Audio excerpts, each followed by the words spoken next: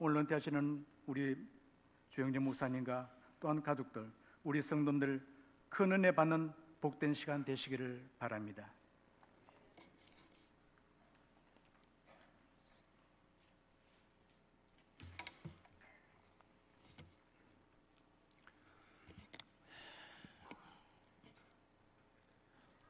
오늘 부족한 이 사람을 불러주신 구미교회 당회원들과 교우 여러분들께 감사를 드립니다.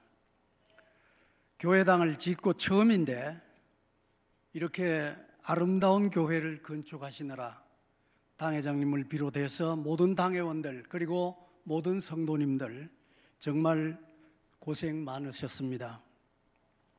잠시 목양실에 들렸는데 목사님 하시는 말씀 그냥 귓전으로 들었습니다. 우리 구미교회가 이렇게 아름다운 성전만 건축한 것이 아니고 그동안 많은 그런 인재를 길러내신 교회라고 하는 것을 제가 여기 와서 처음 들었습니다. 글쎄요, 5명이라고 그랬었습니까? 예, 그렇게 많은 목사님을 배출해냈고 그리고 부총회장님까지 배출해낸 그러한 아주 아름다운 영적으로 더욱더 성숙한 교회인 것을 깨닫게 됩니다. 오늘 주용진 목사님이 은퇴하시는 이런 시간에 좀 그 분위기가 어떻게 생각하면 기쁠 수도 있지만은 또 반대로 생각하면 무거울 때인데 제가 이렇게 설교를 하게 되어서 저도 퍽 무거운 마음이고 그리고 조심스럽습니다. 그래도 불러주셨으니까 오늘 제목을 누르고 흔들고 넘치도록이라고 하는 그런 제목으로 함께 은혜를 나누려고 합니다. 나이가 들면 이제 설교 시키기가 겁납니다. 왜냐하면 저도 그래 봤어요. 설교를 시켜놓으면 이런 말 저런 말 해가지고 시간만 끌고 자꾸 그렇게 되더라고, 다른 선배 목사님들 보니까. 저는 될 수 있는 대로 자제하려고 합니다만은 제가 본래 설교하는 시간보다는 뭐 한 4, 5분 아마 길어지지 않을까 그런 생각이니까 여러분 푸근한 생각을 가지고 오래 끌지는 않겠습니다. 그러나 이제 나이가 드니까 자꾸 입이 말라요. 물 마시는 거 좀 이해를 해 주시기 바랍니다.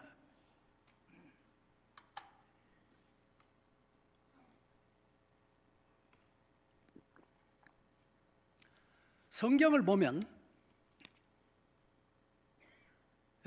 사람이 부를 누리고 행복하게 사는 그런 길이 2가지가 있다고 말씀하고 있습니다. 그 하나는 자신의 힘과 노력으로 부를 이루고 그리고 행복을 조직해 나가는 것입니다. 또 다른 하나는 하나님의 은혜로 복을 받고 축복을 누리며 사는 길이 있다고 말하고 있습니다.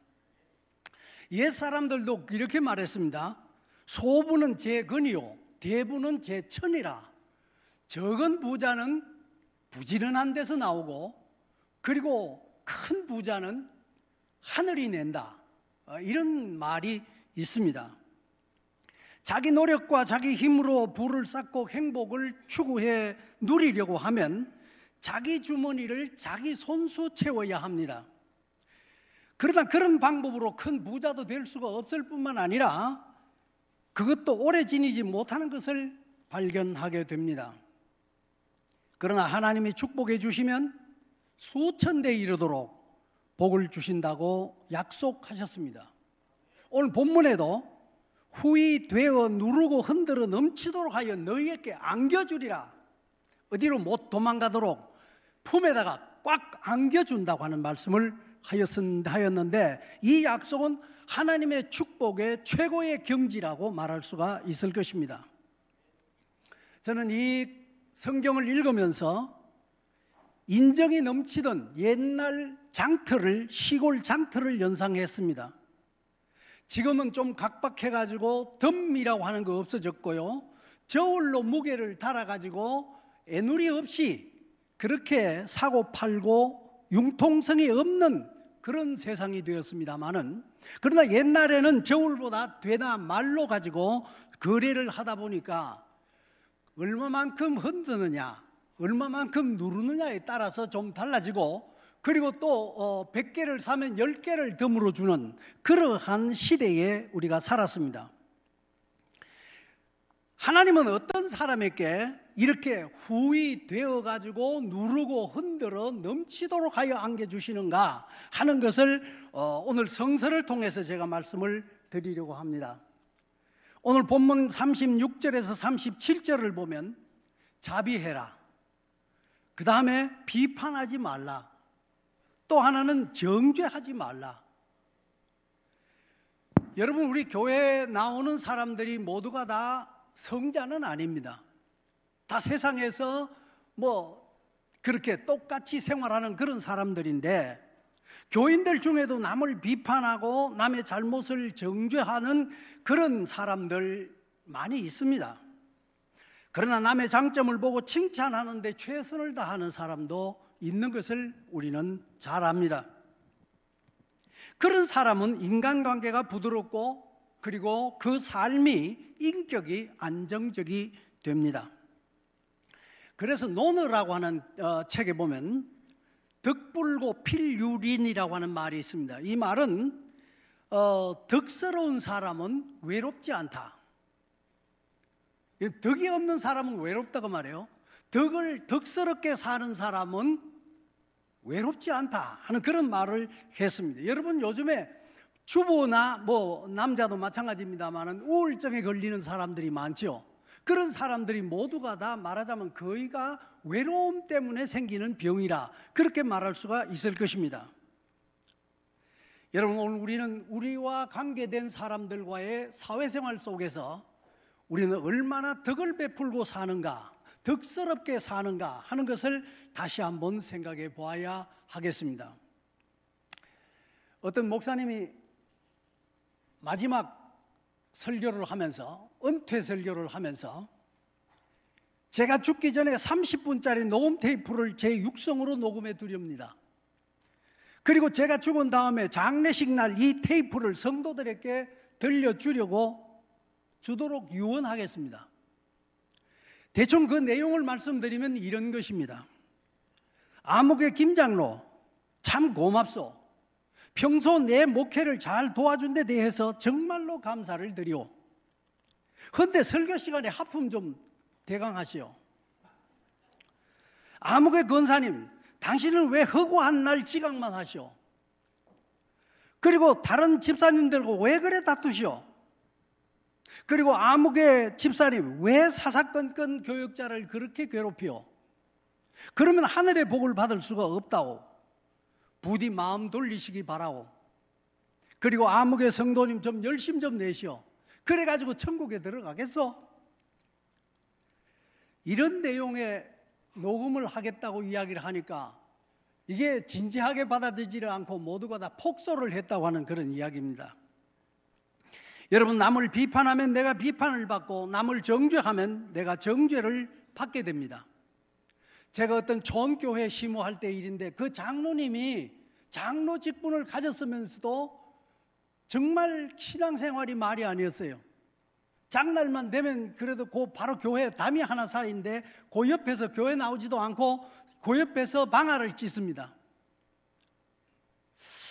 여러분, 이런 상상이나 되겠습니까? 그래서 교회와 장로님들 그리고 집사님들 비리를 하나씩 적어나가기 시작을 했어요. 이거 나중에 이걸 고쳐야 되겠다 그런 생각으로 적어나가기 시작을 하니까 노트가 부족한 거예요. 얼마나 나쁜 것만 보이는지. 그래서 어느 날 안 되겠다. 이것은 내가 이거는 손해다.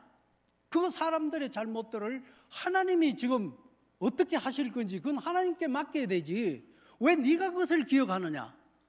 그래서 그걸 불태워버리고 말았습니다. 여러분, 최근에 미국 의학협회에서 발행하는 저널지에 그 실린 연구 보고서에 의하면 부모의 좋은 습관은 자식에게 좋은 영향을 물려주지만은 부모의 나쁜 습관은 그대로 자식들에게 전이 된다. 이런 말을 했습니다. 여러분, 부모의 교회 생활이나 신앙생활이 철저하고 긍정적이면, 그리고 덕스러우면 자녀들도 그 생활을 본받습니다. 배웁니다. 그러나 부모가 교회를 섬기는 태도가 까다롭고 부정적이고 그리고 성실하지 못하면 그 자녀들도 그와 같은 본을 받게 된다고 하는 그런 말입니다. 틀림없습니다. 제가 어떤 교회에 나가고 있는데 그 교회의 집사님 아들인데요, 이제 10살 정도 되는가 그런 아들인데 전도사님한테 쌍욕을 하는 것을 교사가 들었어요. 그 교사가 듣고 그 아이를 불러가지고 나무랬어요. 나무래면서 뺨을 한 대 쳤는 것 같아요. 자, 그러면 어떻게 해야 될까요? 이 처신을 어떻게 해요? 그 부모가, 그리고 그 외할아버지가 같이 신앙생활 하는데 어떻게 처신해야 될까요? 그 외할아버지가 당회에 들어가가지고 거의 난동 수준을 벌렸습니다. 이럴 수가 있느냐? 교사가 아이의 뺨을 때리다니. 그러면서 나는 이 교회 안 나온다, 별짓 다 했습니다. 그래서 교사를 불러다가 그 앞에서 무릎 꿇고 잘못했습니다, 그렇게 사과를 하라는 거예요. 결국 사과는 했습니다. 그래서 다음 제가 그 외할아버지를 만났어요. 집사님, 나 같으면 이 문제를 그렇게 해결하지 않습니다. 그것은 그 당신의 손자를 망치는 길입니다. 네가 잘못했기 때문에 맞았겠지. 그리고 뿐만 아니라 그 아이를 두둔해주면 그럼 그 아이는 교회에서 좀 말썽을 부리고 욕을 좀 해도 우리 할아버지 그리고 또 우리 아버지 어머니가 다 이거 막아주고 괜찮구나 이렇게 생각할 겁니다. 나 같으면 그렇게 처리하지 않습니다. 그 교사님을 찾아가서 교사님, 제 자녀가 부족하죠. 잘 부탁드립니다. 이렇게 했으면 교회도 편안하고 그리고 그 자녀들도 너 가서 선생님한테 사과해. 그러면 얼마나 은혜롭게 되겠습니까? 그런데 교회를 뒤집어 놨어요. 여러분, 우리가 까다롭게 교회 생활하면 분명히 그 자녀들도 까다로워집니다. 대물림하는 겁니다. 옛날에 우리 노회에도 그런 경우가 있었습니다. 부모가 서로 싸웠어요. 그 노회 안에서 서로 싸웠어요. 그런데 그 자녀들이 목사가 되고 자녀가 장로가 돼가지고 둘이 또 싸우더라고요. 여러분, 우리는 덕스러워야 합니다. 교회 생활이 무엇 때문에 하는 겁니까? 베드로후서 1장 5절에 보면 그러므로 너희가 더욱 힘써 너의 믿음에 덕을 더하고 덕에 지식을 더하라. 여러분, 믿음만 가지고 되는 것이 아니라 믿음에 덕을 더하고 지식을 더하고 날마다 더해가야 되는 것이라 성서가 우리에게 말씀하고 있습니다. 구미교회 성도 여러분, 덕스러운 신앙생활 하시기를 바랍니다. 그러면 누르고 흔들고 넘치는 복을 받을 수 있으리라고 성서가 약속하신 겁니다. 이것은 백낙원 내가 약속하는 것이 아닙니다. 하나님의 말씀이 약속하고 있는 것입니다. 그 다음에 두 번째는 용서하십시오. 오늘 제가 용서하란 말이 아니라 성서가 여러분들에게 말씀하는 겁니다. 37절 끝을 보면 용서하라. 세상에 용서가 없이 살아갈 수 있는 사람이 과연 몇이나 되겠습니까? 아내의 용서 없이 살 수 있는 남편이 몇이며 남편의 용서 없이 살 수 있는 아내가 몇이며 그리고 부모의 용서, 자녀의 용서가 없이 세상을 살아갈 수 있는 방법이 어디 있겠습니까? 서로 용서가 있어야 살 수 있는 것입니다. 교회 생활도 용서 속에서 이루어질 때 그 교회가 부드러운 그런 교회가 될 수 있을 것입니다. 그럼 용서라고 하는 게 뭐냐? 이해하라 하는 말인데요. 첫째, 이해해야 됩니다. 이해라고 하는 것은 여러분 영어로 understand라고 하는 말이죠. 문자적으로 말하면 그 아래에 선다, 그 아래에 선다는 뜻입니다.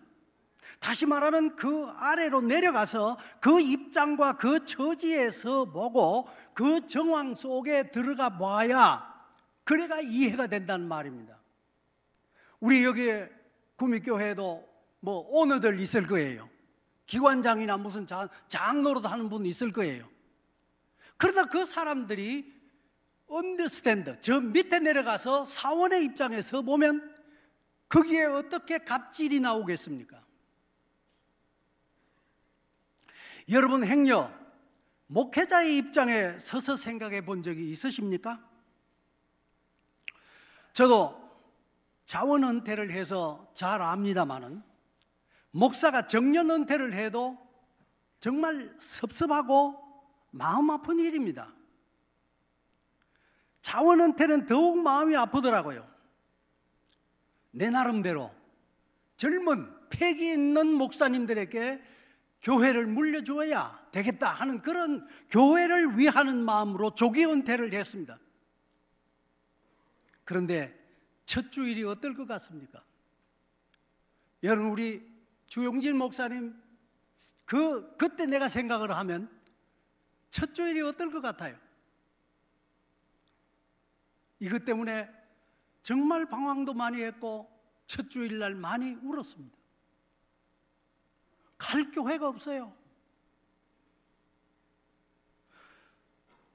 지금은 뭐 무난하게 잘 받아주셔가지고 흥해제일교회에 나가고 있습니다마는 여러분 목회자의 입장에서 보시기 바랍니다. 그 입장에서 보면 거기 언더스탠드 하면 과연 내가 행동으로 말로 할 수 있는 그런 말과 그런 행동을 할 수 있을까? 그리고 목사는 장로님의 입장에 서고 그리고 장로님은 성도의 입장에 서고 성도는 장로님과 재직의 입장에 서서 그렇게 서로를 보는 것입니다. 물론 교회를 섬기다 보면 목사님과 장로님 간의 의견 충돌이 있을 수 있습니다. 저도 그렇게 많이 했습니다. 그런데 지금 와서는 정말 아무것도 없어요. 장로님 나름대로 장로님 판단대로 말하자면 교회를 위하는 일이고 이것이 하나님의 뜻을 이루는 길이라고 생각하기 때문에 그렇게 하셨을 것이고 나는 목자의 입장에서 그러니까 이게 모두가 다 하나님의 영광을 위해서 한 노릇이기 때문에 서로가 용서되는 거예요. 그 입장에서 보면. 그래서 그때는 정말 심각하게 다투었던 장로님들과 지금 한 교회에서 같이 악수하고 아무런 거리낌 없이 그렇게 지나고 있습니다. 여러분, 제가 뭐 미리 좀 달라고 그래가지고 시를 여러분들 주보에 아마 기록을 했을 겁니다. 제가 은퇴하기 직전에 쓴 시인데요. 뭐 시답지도 않지만은 한번 보십시오. 하늘의 하나님 나의 당신이여, 당신은 나에게 너무도 가혹한 독재자였습니다. 내 어머니 태중에서도 그랬고 지난 60여 년 세월이 그랬습니다. 당신은 내가 13살 때부터 내게 굴림해 오셨고 젊디 젊은 26의 나를 굴레 씌워 그 꽃비를 잡으셨습니다. 양떼들의 목자로서의 길 40여 년 동안 당신은 단 하루도 참다운 안식을 허락하지 않으셨습니다. 언제 휴가다운 휴가 한번 주셨습니까? 언제 마음 놓고 늘어지게 자도록 내버려 두셨습니까? 언제 그 흔한 노래방이라도 가라고 고개 한번 돌리기나 해 주셨습니까? 그렇다고 언제 넉넉한 사례금으로 위로 한번 제대로 하셨습니까? 당신은 내게 너무 가혹한 독재자였습니다. 저는 항상 여름 가뭄에 시들어가는 풀포기 같았고 아무도 그덥도 보지 않는 외로운 들꽃 같았습니다. 낮에는 더위를 무릅쓰고 밤에는 추위를 당하며 눈붙일 겨를도 없이 지내었나이다. 쉬는 것도 쉬는 것이 아니었고 자는 것도 자는 것이 아니었습니다. 마음에 제동 걸고 한평생 그렇게 살았나이다. 언제가 될는지 모르오나 당신이 내 고삐를 놓아주시는 날, 설교 준비의 중압감도 신방의 고달픔도 기도의 무거운 짐도 어깨를 짓눌렀던 치렁치렁한 가운도 체면 칠해의 목댕기도 벗어던지고 집안 걱정, 양떼 걱정도 뒤로 하고 평상복 갈아입고 화장기 없는 얼굴로 낮사흘 밤사흘 깊은 단잠에 빠져보렵니다. 이 소원마저 거절하지 않으시겠죠? 오 나의 독재자이신 당신이여, 그러나 내가 당신을 사랑하는 줄 당신이 아십니다. 하늘의 하나님 나의 당신이여. 저는 오늘 모처럼 이렇게 목댕기 하고 나왔습니다. 이거 하기 싫어요. 40년 동안 이거 얼마나 내 목을 졸랐는지 모릅니다. 지금은 좀 달라요. 사택이 그 아파트에 있으니까. 옛날에는 사택이 교회 옆에 있어요. 언제 밤중에라도 목사 찾아올는지 몰라요. 그래서 시원하게 양말 한번 벗어 던지고 위도 한번 벗어 던지고 살 수가 없어요. 그런 삶을 살았습니다. 다른 분들은 몰라도 저는 정말 이렇게 살았습니다. 구미 교회 성도 여러분, 이제부터라도 언더스탠드 하십시오. 밑바닥으로 내려가십시오. 그래서 한번 쳐다보십시오. 서로를 한번 살펴보십시오. 그러면 이해가 될 것입니다.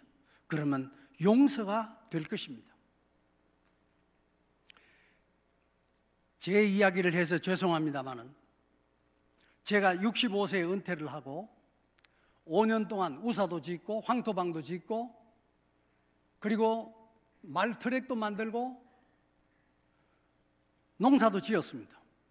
소도 한 5-6마리 키워보고 염소도 한 10-6마리 길러봤습니다. 그리고 70세에 승마를 배웠습니다. 아무도 가르쳐 주려고 안 해요.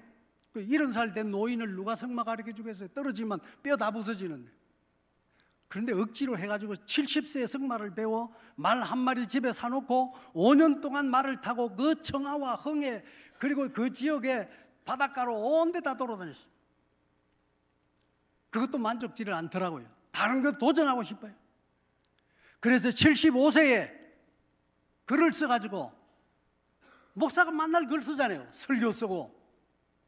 그래서 그런 거 글을 써가지고 문단에다가 냈어요. 문단에 3군데를 냈습니다.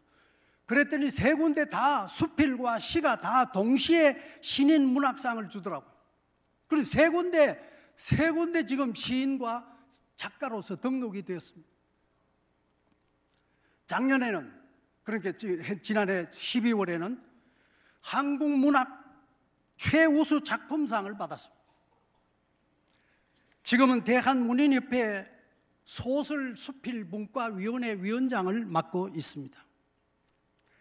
그리고 또 무엇을 도전하고 싶어요? 이제 79에 뭘 할까? 그러다가 색소폰을 하자.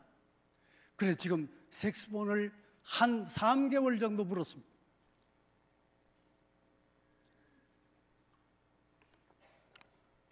얼마나 좋은지 몰라요. 찬송가도 말이죠. 한 100곡 넘게 이렇게 뚝뚝거리면서 이제 불러요. 그러니까 옛날엔 찬송 그렇게 많이 안 했잖아요. 그래서 이 색소폰을 부니까 1시간이 가는지 2시간이 가는지 몰라요. 계속 하루에도 한 서너 시간은 색소폰 불 수 있어요. 그렇게 노래 찬송하는 거예요. 요거 좀 어느 정도 찬송 잘 부를 수 있을 정도로 되면 또 다른 거 도전하고 싶어요. 뭘 할까? 지금 생각 중인데 드럼을 배워야 되겠다. 그래서 이제 드럼 배워가지고 한번 스트레스도 해소하고 한번 이렇게 쳐보자. 그런 생각을 하고 있습니다. 그리고 우리 집사람도 72에 바이올린을 배워가지고 흥해 제일교회 바이올리니스트입니다. 예배 때마다 바이올린 합니다. 그리고 또 난타도 배우더니 난타 잘해요. 여러분 도전하십시오. 곁길로 나갔습니다마는 주용진 목사님 너무 낙담하지 마십시오. 이제 100세 시대입니다.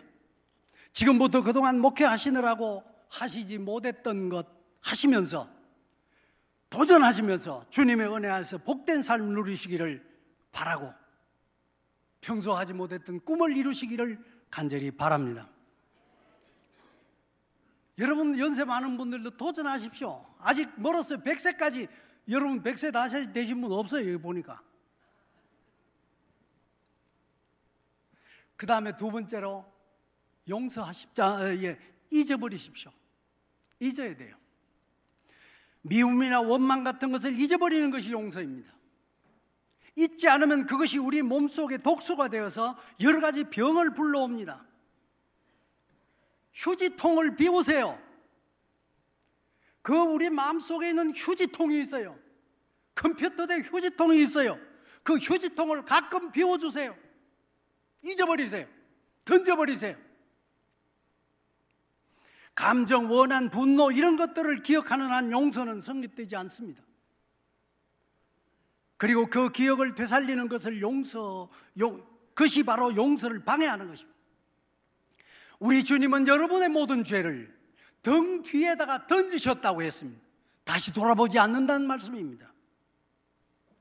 여러분, 주 안에서 그래서 복된 그런 삶을 누리시기를 바랍니다.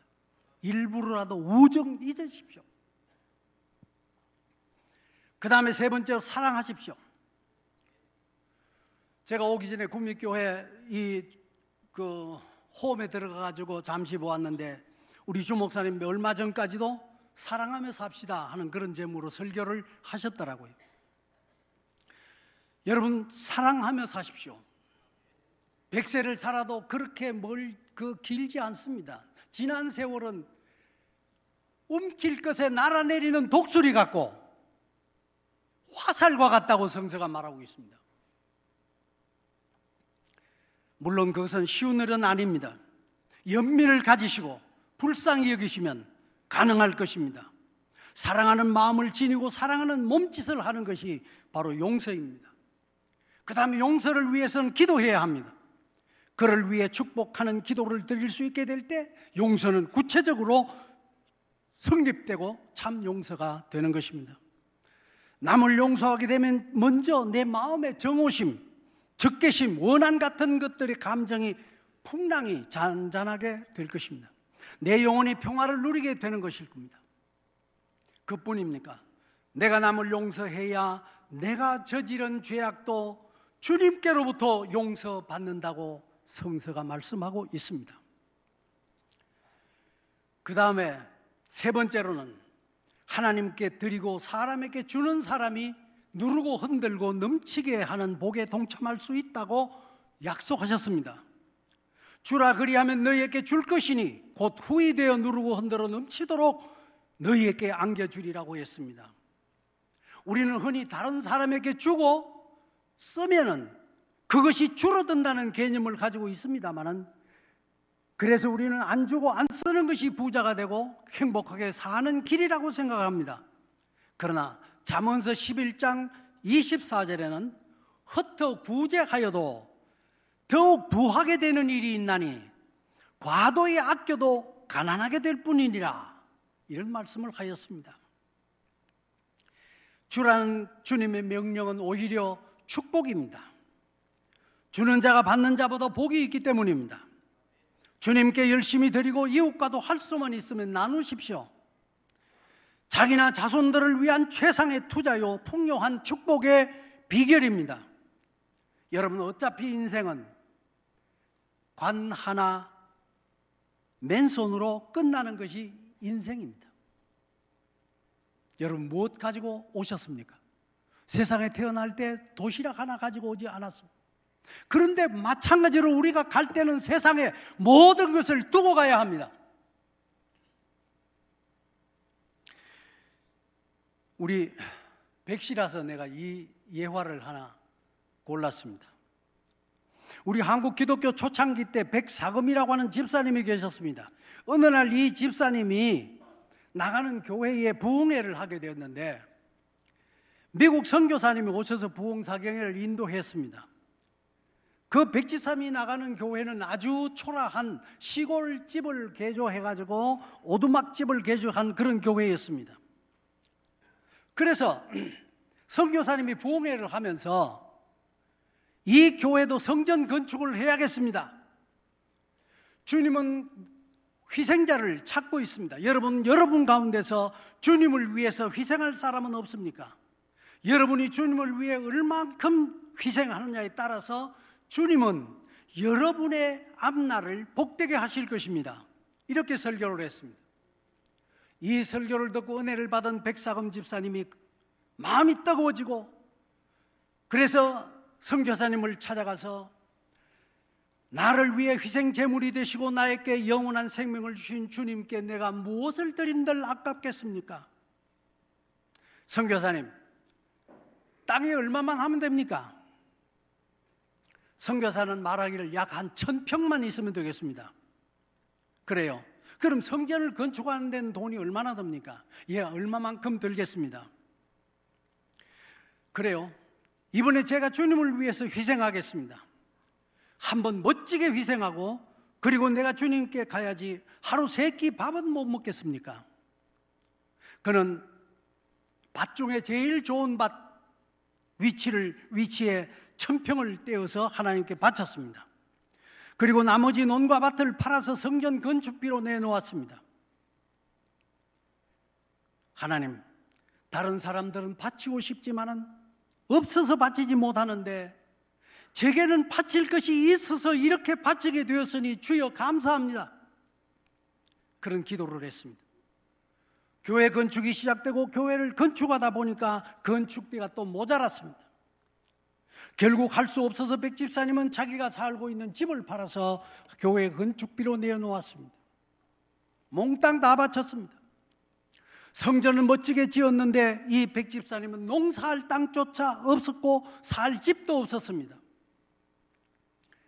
교회를 완공한 다음 목사님을 모시게 되었는데 목사님이 부임에 오셔서 그 백집사님의 형편을 보니까 너무 안타까워서 백집사님, 교회 들어와서 사시죠. 그래서 백집사님이 교회 사찰로 오셨습니다. 그렇게 되니까 동네 사람들이 욕을 하기 시작합니다. 예수를 믿어 적당히 믿어야지. 저렇게 미쳐서 믿으니까 집도 절도 없다 그러죠. 그렇게 된 것 아니냐. 백집사님 지나가더라도 인사도 안 합니다. 이 저런 미친놈. 얼마나 외로웠겠습니까? 그런데도 백집사님 부부는 사찰로 살면서 두 부부가 교회 마당에 마루에 엎드려서 매일매일 하나님께 날마다 울면서 기도를 드리는 것입니다. 하도 울면서 기도를 하니까 목사님이 몰래 가서 엿들었습니다. 무슨 기도를 저렇게 울면서 할까? 주님, 이대로 살다가 우리는 천국 가면 됩니다. 그러나 하나밖에 없는 저 아들 공부시킬 길이 없습니다. 부모가 하나밖에 없는 아들의 공부길을 막아놓고 말았습니다. 얼마나 처절하게 기도를 하는지. 그래서 목사님이 견디다 못해서 감격스럽게, 그래서 그 선교사님을 찾아가서 이러이러한 이야기를 했습니다.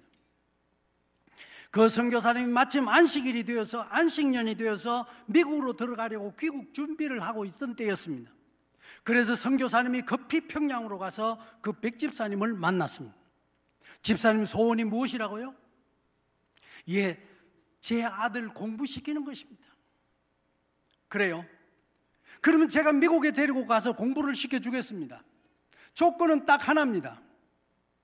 공부하는 동안 몇 년이 걸리는지 모르는데 절대로 서로 편지도 주고받지 마십시오. 예, 그러겠습니다. 그 선교사가 백집사님 아들을 미국으로 데려가서 공부를 시켰습니다. 미국에서 중고등학교, 대학교까지 공부를 하고 대학 원까지 마쳤습니다. 프리스턴 신학교에서 신학 박사 학위를 받았습니다. 그리고 프리스턴 신학대학에서 교수가 되었습니다. 그러는 동안의 세월이 19년의 세월이 흘렀습니다. 그때 마침 서울에 있는 연세대학교에서 한국인 총장을 구하고 있었습니다. 그때까지 언더우드 박사가 총장으로 계셨는데 정년 은퇴가 되어서 미국으로 가시게 되었습니다. 그 후임자로 총장감을 잡고 있는데 첫째가 한국 사람이어야 되고, 둘째가 목사여야 되고, 셋째가 교수여야 되고, 넷째가 박사여야 된다. 그런 사람이 한국에는 아무리 찾아봐도 없었습니다. 그래서 연세대학교에서 각지로 수소문하게 되었는데, 마침 프리스톤 신학대학에서 한국인 목사가 교수로 박사학위를 취득한 분이 계시다고 하는 것을 들었습니다. 그래서 연세대학교에서 사람을 보내서 그분을 모셔오게 되었습니다. 그분이 바로 여러분이 잘 아시는 백사금 집사님의 외동아들 백낙준 총장입니다. 이분이 초대 연세대학교 총장을 지내게 되었습니다. 여러분, 하나님의 약속은 신실한 것입니다.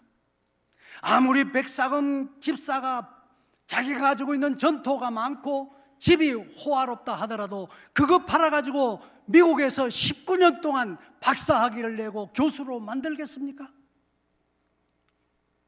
불가능입니다. 제가 이런 말씀을 하는 것은 여러분들이 교회를 지을 때 아직까지도 완전히 이렇게 빚이 다 갚아진 건 아닌 것 같습니다만은, 여러분들 앞으로도 이 문제를 위해서 다 내라, 다 바쳐라, 그런 이야기가 아닙니다. 우리가 헌금한 것에 대해서 아까워하지 말라는 뜻입니다. 앞으로 진정으로 더욱더 감사하라는 말입니다. 그러면 하나님께서 누르고 흔들고 넘치도록 여러분에게 안겨주실 것입니다. 제가 얼마 전에 우리 경북노회 은퇴 목사님들만 모이는 김천의 경은교회에 가서 설교를 했습니다. 거기는 돈이 좀 있는 목사님도 계셨거든요. 그래서 목사님들 가진 돈 다 쓰고 죽으세요. 그거 자녀들에게 물려줘봤자 소용없어요. 다 쓰고 죽으십시오. 자기 이름으로 기념교회를 하거나 장학재단을 만들거나 아프리카 등지에 보내서 뜻있게 사용하십시오. 자녀들에게 돈 물려주려고 하지 말라는 말입니다. 자녀들은 자기 복으로 살아야 돼요. 아무리 물려줘도 자기 복이 없으면 누리지 못하는 법입니다. 못 누려요. 여러분들도 아시는 분은 아실 겁니다만, 우리 노회의 어떤 목사님은 부모로부터 수백억의 재산을 물려받았는데 10수년 만에 완전히 빚잔치를 했습니다. 자기의 사례금까지 다 뺏겨갔어요. 성도 여러분, 결론을 말씀드리려고 합니다.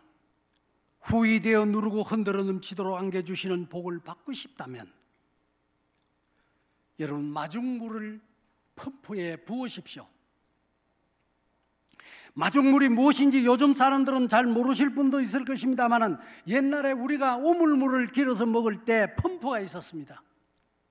그 펌프가 가동되려고 하면 펌프 중앙에 있는 펌프 거기에 대에 가죽이 되어 있기 때문에 그것이 바짝 말라가지고 지하수를 끌어올릴 수가 없습니다.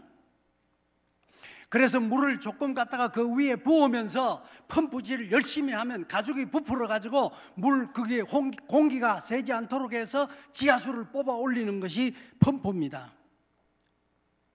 지하수는 무진장입니다. 하나님의 축복은 무진장입니다. 이 모든 것이 하나님의 것입니다. 소년이 자기가 먹으려고 내두었던 오병이어를 마중물로 하나님께 드림으로 말미암아 5,000명이 먹고도 12광주리가 남았습니다. 사르밧 과부는 이제 요 가루 조금 기름 조금 있는데 그거 가지고 마지막으로 빵을 구워가지고 자기도 먹고 자식도 주고 아들 하나 있는 거 주고 그거 먹으면 이제 죽을 거예요. 먹을 양식이 없어요. 하도 가뭄이 오래되어서. 그런데 그때 마침 주의 사자가 그에게 나타났습니다. 그 빵을 구워가지고 내게 가져오너라. 그랬을 때 여러분 어떻게 했습니까? 여러분 입장을 바꿔서 한번 생각해 보세요. 주영진 목사님이 이제 여러분들 죽으려고 마지막 기름 조금, 가루 조금 가지고 빵 구워가지고 먹고 죽으려고 이제 그렇게 가지고 있는데, 나무를 줍고 있는데, 그건 나한테 먼저 가져오시오. 그랬다면 아마 욕을 바가지 해서 그래요. 안 했겠어요? 요 성가대는 안 할란가 보다. 미친놈, 별 소리 다 했을 겁니다. 그런데 이 사르밧 과부는 어땠습니까? 예, 그거 먹고 죽으나 안 먹고 죽으나 죽는 건 마찬가지인데 드리겠습니다. 갖다 드렸어요. 그러니까 그 다음 날부터 어떤 기적이 나타났다고요? 가루단지에 가루가 다하지 아니하고 기름단지에 기름이 끊어지지 아니하는 복을 받았습니다. 여러분, 그 가루는 자기가 농사한 가루입니까? 그 기름은 자기가 짠 기름입니까? 하늘에 실려간 것입니다. 그래서 3년 반 가물음 속에서도 살아남을 수 있었습니다. 여러분, 마중물이라고 하는 것은 무진장한 하나님의 축복을 끌어올리는 그런 놀라운 기적을 이루어 내는 것입니다. 이것이 주님이 여러분에게 약속하신 약속이고 성서의 약속입니다. 여러분, 남을 비판하지 마십시다. 부드러운 대인관계를 가지십시다. 서로 용서하십시다. 그리고 주님께 아낌없이 드리고 이웃과도 할 수만 있으면 나눕시다. 그리하면 나를 사랑하시고 내 계명을 지키는 자에게는 천대까지 은혜를 베푸시느니라. 당대에 다 못 주어서 천대까지 주신다는 약속이 하나님의 살아계신 하나님의 약속이고 성서의 약속입니다. 제가 그런 약속을 할 수가 없어요. 그러나 성서가 여러분에게 하신 약속입니다. 후이되어 누르고 흔들어 넘치도록 안겨주시는 하나님의 복 중의 복을 받는 오늘 은퇴하시는 주용진 목사님과 모든 가족들이 되시고, 그리고 우리 구미교회 모든 성도들이 되시기를 간절히 축원합니다. 하나님, 이와 같은 귀한 은혜 위의 은혜를 우리가 기억하고